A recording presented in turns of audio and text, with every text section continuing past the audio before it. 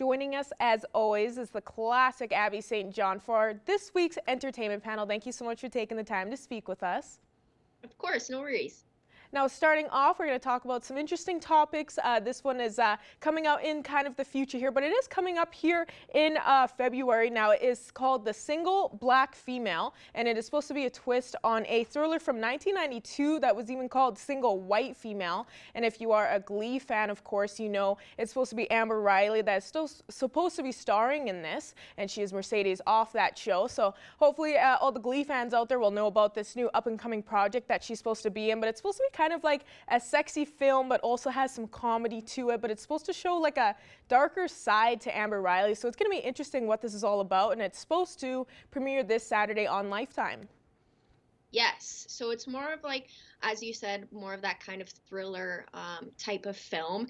Now it also stars Raven Goodwin. If anyone has watched the Family Channel, Disney Channel, they'll know who she is from the show Good Luck Charlie. But she is playing Monica, and after she loses her father, she gets a job as an afternoon talk show host, and they hire her an assistant named Simone, played by Amber Riley, and she turns out to be a pretty deranged woman, and she wants to take over Monica's life. You know, they look similar, they have similar body shapes, so you know she could pass off as Monica.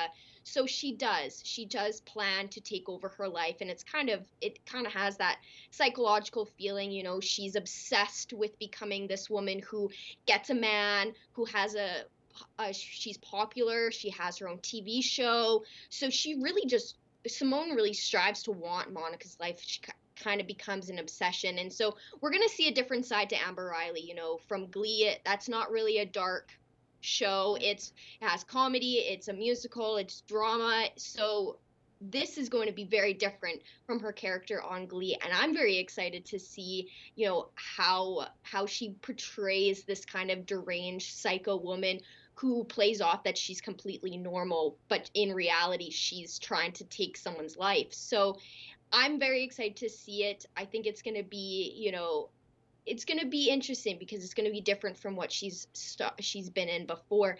But it is definitely an interesting take on that kind of psychological obsession that people, you know, can have with people that they admire or they look up to.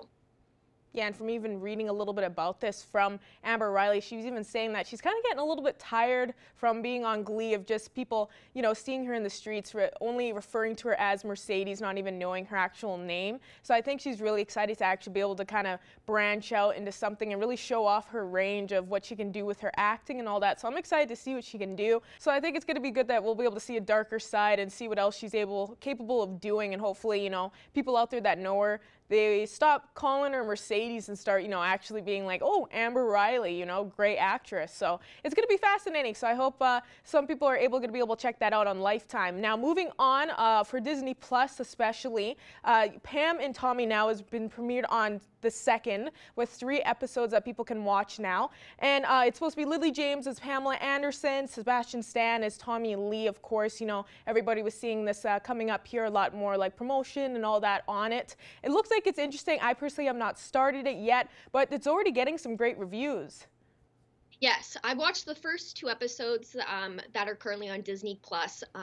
It's certified fresh on Rotten Tomatoes with an 83% critic rating and then 70% audience rating. So it's getting some pretty good reviews.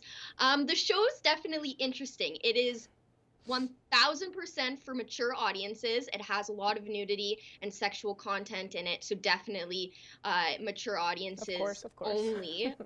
So it's a take on back when Pamela Anderson and Tommy Lee's sex tape was released or leaked to the public. It was sold as on VHS copies of it were sold, and it shows kind of how that affected their careers. And so the first episode, it shows kind of how the tape was stolen, why it was stolen, the events leading up to it stolen. The second episode, it goes through how Pam and Tommy met, how they, you know, partied for several days in Cancun and then got married over the course of 4 days. So, and it kind of shows their relationship and how it's very spontaneous, very fast paced, you know. And then third episode, I haven't watched it, but it does show more of Rand's past. He is who took the tape to begin with, played by Seth Rogen.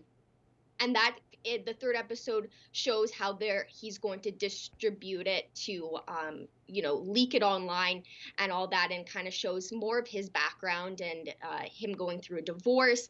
And then it also does show how Pam and Tommy, they hit some bumps in their careers, with Motley Crue being pushed to the side, with Nirvana being and the whole grunge movement back in the 90s, showing how Motley Crue isn't as popular anymore. And then Pam wanting to, expand her career more than just her running on the beach in a bathing suit. She wants more, but they're not giving her more. They're like, you should, less lines is better. You're only here to look good and all that. So it's interesting so far, and I'm really enjoying how they're doing it, going back and forth between the characters and their story and how it's portrayed, and, how this tape really affected their careers, and, how people looked at them, especially Pamela Anderson as well. So I'm excited to see where it goes from here, and how the rest of the series will go. And every Wednesday there will be a new episode. So I'm excited to see where it goes from here. Yeah, I definitely need to catch up and be able to see as well. From what we were already talking about, it sounds interesting.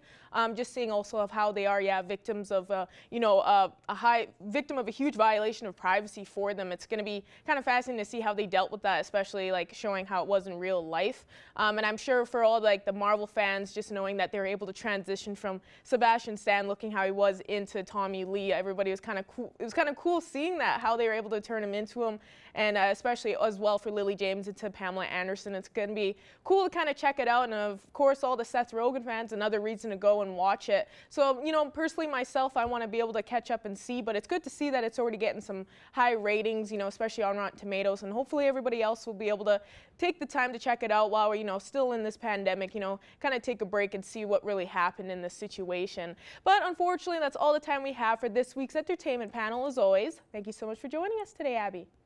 Of course, thank you.